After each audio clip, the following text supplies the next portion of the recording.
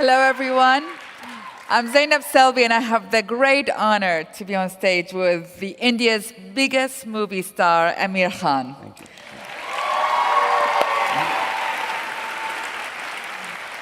I mean, we are talking beyond the actions movies of James Bond and Daniel Craig. We are talking beyond the romances of Richard Gere.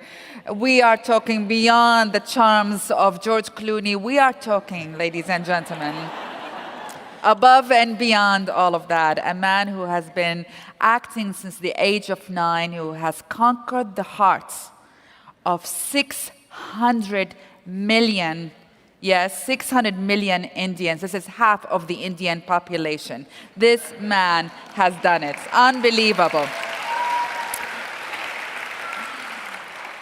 And in 2012, he surprises India, he surprises the world with launching a new TV talk show, Satyamev Jayate, that tackles social issues, taboos, heads on. I mean, you just put yourself out there. What inspired you to do that? Well, a very good evening to everyone here. I think it started somewhere when I was a very small child, and it began with my mother, I think. My mother's been a big influence on me, and I'll narrate an incident of my life which stayed with me all along, and that's, I used to play a lot of tennis when I was a kid, and competitive tennis, state level, national level. I was pretty good at that time, and she knew how anxious I was about the game, how much I loved the game. And every time I had a match, she'd be waiting for me to come home. And when I would come home, she'd ask me, did you win, did you lose? Usually I would win, so my answer would be, I won. And then, after about 5 minutes, the first time she did it, it really shook me. After about 5 minutes, she would come and say to me, the boy who lost to you today, he would have reached home about now, and his mom would have asked him the same question. And he would have said he lost. So his mother must be feeling really bad right now. And the first time she said that to me, it really hit me. I mean, her ability to think for another, a woman she's never seen, never met, really hit home to me. And I don't think she was meaning to tell me or teach me anything. That's just how she is. And I think a lot of what I am is a result of her. I think the second person who's been a big influence on me is my friend Satyajit Bhatkal, who happens to be the director of the show. Satya and I were in school together. He was a topper in the class. I was the backbencher. And he was brilliant. So he had the world at his feet. He could do what he wanted. But after we passed out, he decided to work for other people. So he didn't become an engineer or a doctor or a chartered accountant, which he could have been, or an MBA, whatever he wanted. He decided to spend his life, working for people who were less privileged than he was. I got into films and got into acting, and my career took off, and I was... So each time I would meet him, I'd feel really guilty. I wasn't doing anything wrong. I was doing what I loved doing. But every time I met him, I used to feel, man, this guy is living for others, and I wish I could do half of what he's doing. And that kept troubling me. So I think a lot of all this finally resulted in what happened as SMJ, Satyamev Jayate. Television also grew strong in India at that time. And I reached a point in my career where I had earned a fair amount of goodwill, and I kept thinking that how can I contribute? You wake up in the morning, you read the papers, and you read about injustice, you read about poverty, you read about people who are less privileged than you, and you want to really do something about it. I think most of us feel that way, and we don't know what to do. And I felt that for a number of years. And then I realized that I should do what I know best, and which is storytelling. And I should use the strength of storytelling to try and change minds and try and, enrich, perhaps, the discussion on certain issues that we face as a society. And I saw that no one's really doing it on that kind of a scale, on a public platform.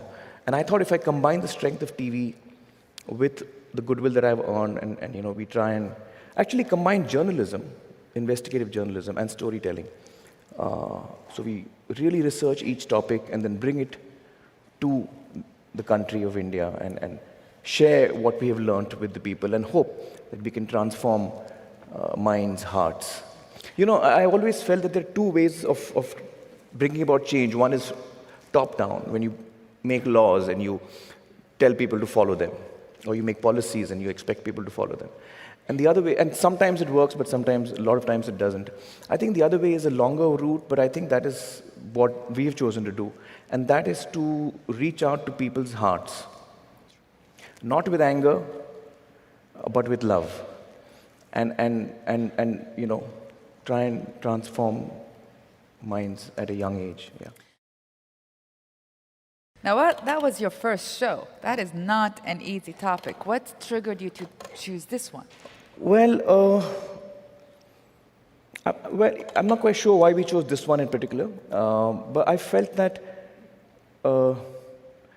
initially we had researched 4 topics. One was female feticide, and one was public health. The other was child sexual abuse. And so for some reason, I think we instinctively stuck with female feticide as our first episode. I also feel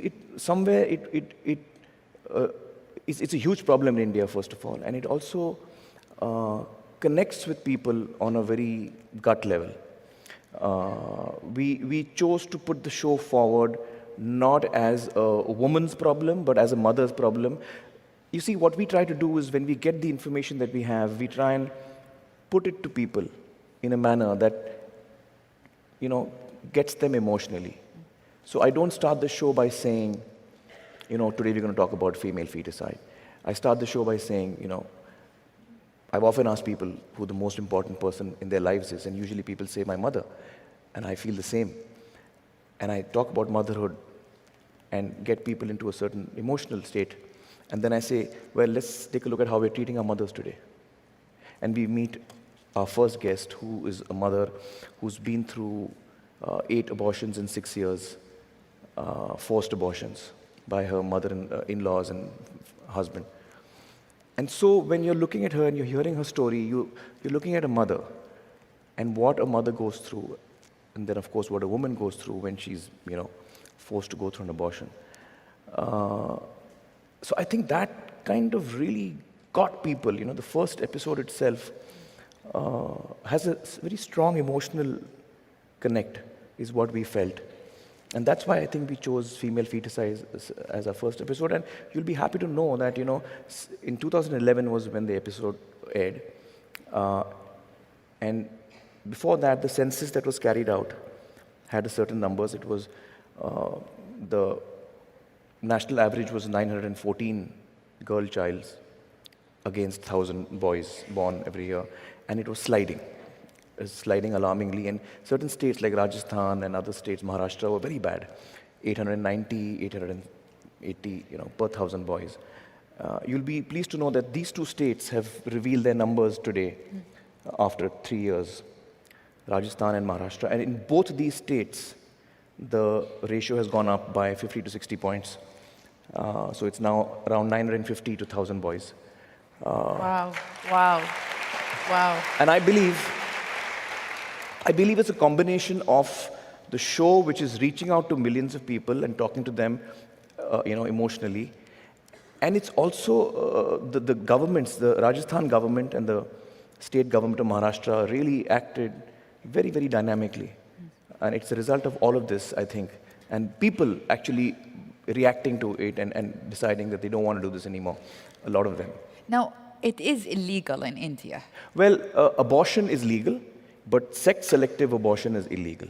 And that itself is strange. I mean, in the US, I don't think there's a law in which you cannot ask your doctor what the sex of the baby is going to be. Because in the US, the doctor doesn't expect you to go and abort the child if it's a girl. So you don't need a law over here which tells you that. So in India, we have a law where you cannot ask the doctor what the sex of the child is. And the doctor is not allowed to tell you. So both the doctor and the parents could be in jail if they ask the question and that question is answered. Now this law is actually, it tells us what we are. This law is needed for us, unfortunately. Otherwise, in other societies, you don't need this as a law. Usually you celebrate. I have a girl. Yeah.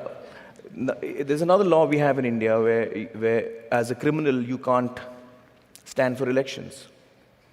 You need a law for that. I mean, it's sad. What I'm saying is sad. It's like black humor, because if a criminal stands for elections anywhere in the world, he won't get a single vote. But in India, we have to have a law, because as Indians, we've in the past seen that we do end up voting for criminals. So we need to have a law which tells us you can't stand for elections if you're a criminal. So you see, these laws actually tell us also a lot about what we are. Contextualize it for people who live here in the US. I would imagine about 90 to 95% of people in India have either given dowry or taken dowry or both. So when you're communicating to the huge majority of the country and telling them that what they have been indulging in perhaps is not the best thing to do, and most probably the TV that they're watching your show on has also come in dowry. So you have to, which is why it is so important for us to communicate this with love. And we had this discussion very early on with the core team. I said, with what driving emotion are we doing this show? Are we doing this show with anger? Because then our conversation is different. And I'm not doing this with anger. I'm doing this with love, because I really feel that only with love can you actually, affect a person and bring about change. There are so many things that we need to, and we have to look inward, and I'm included in that. I'm not excluded in that. We have to look inward, at ourselves. But did it make people uncomfortable that you touched on these how did they respond? Well, by and large, the huge majority, the very positive thing I want to tell you is that the huge majority of Indians has just loved the show. And that speaks a lot for what India is today. It speaks a lot for the fact that India wants to change. India is ready for change. I would have imagined, none of us had imagined a show which is picking such heavy topics would be so popular across the country. And the fact that it is so popular really speaks well for us as Indians today. That we have issues, we have problems, but we want to leave them behind. We want to come out of them. And we really want to move ahead and improve ourselves. I think that's what the success of the show tells us. How do you come up about choosing the subjects? We have a lot of fights. And are there subjects where you say we're not going to touch that? No, so far that's never been the case. We've picked really difficult topics as well. One of our really difficult topics was untouchability, which is a big issue in India. The constitution of our country says that we're all equal. But in reality, that's not so yet. It's a journey that we have to, it's still a journey that we are on to reach there. Sure, equality is an issue in a lot of societies, I think, but in India, because of the way the caste system is, it just makes it a lot more complicated. And that's a very touchy topic as well. It's a topic that people feel very emotionally about. And 15% of India, roughly 15% of India is Dalit, which is the untouchable caste. And so therefore 85% is not Dalit. And we are communicating with the 85% of country, speaking to them about, what are we doing? What are we doing? Is it right? Are we comfortable with it? So how did you go about that? Well, we in all our shows, in all our topics, we're just honest, but we do it with a lot of love. We do it with a lot of love, so that people, let me say this much, that while the majority of the people have loved our show, there has been a minority, probably in every topic, that doesn't like us. Like, there are a couple of men's organizations which hate me. They keep writing to me emails about men's problems, and why don't you take up men's problems? So we did, in fact, in our last season, we picked up masculinity. What is it to be a male? Because we figured that unless we relook at and hopefully redefine what a man is, things are not going to change. Uh,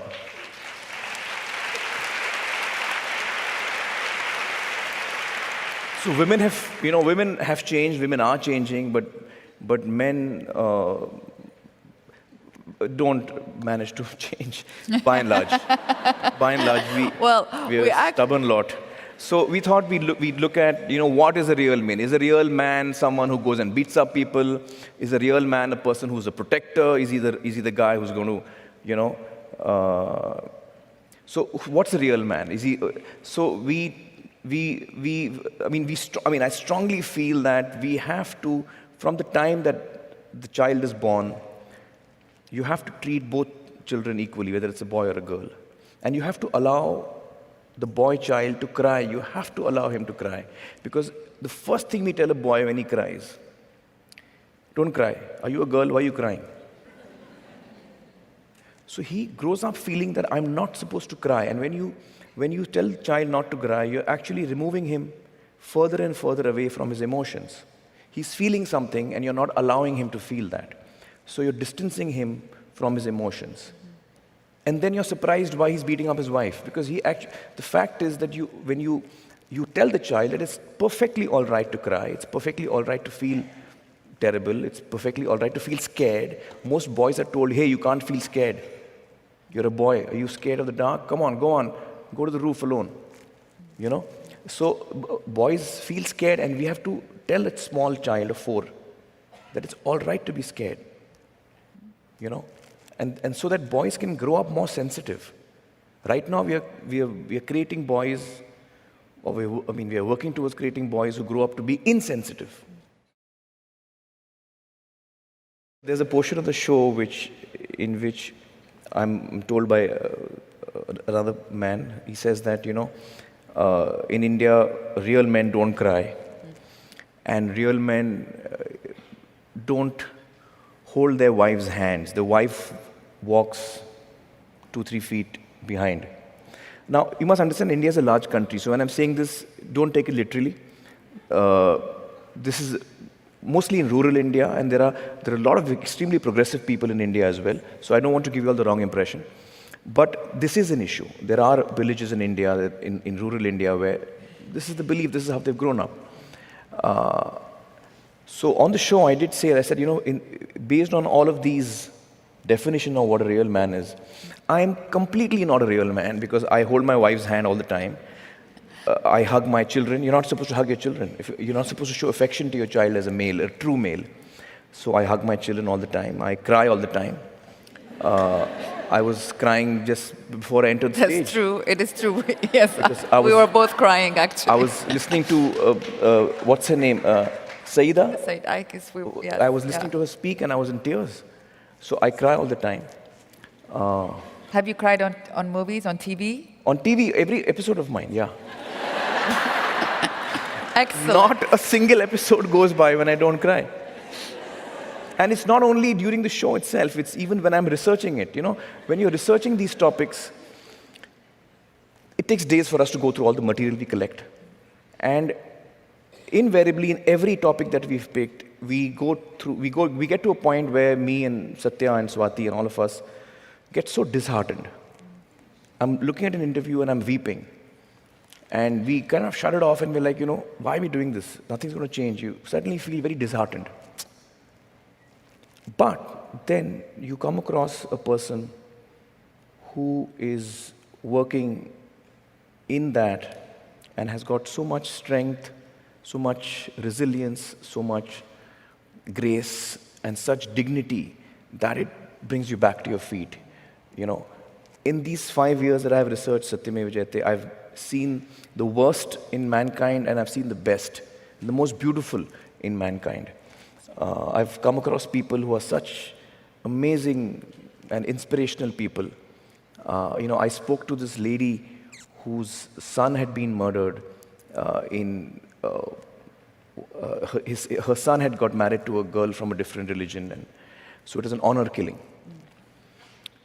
This lady spoke with such dignity and such grace, and with such forgiveness in her heart. I just couldn't get over it, It was it was so amazing to listen to her speak. She's talking about her son who's been killed. And, I don't know where she finds the strength from to still look for love, in people.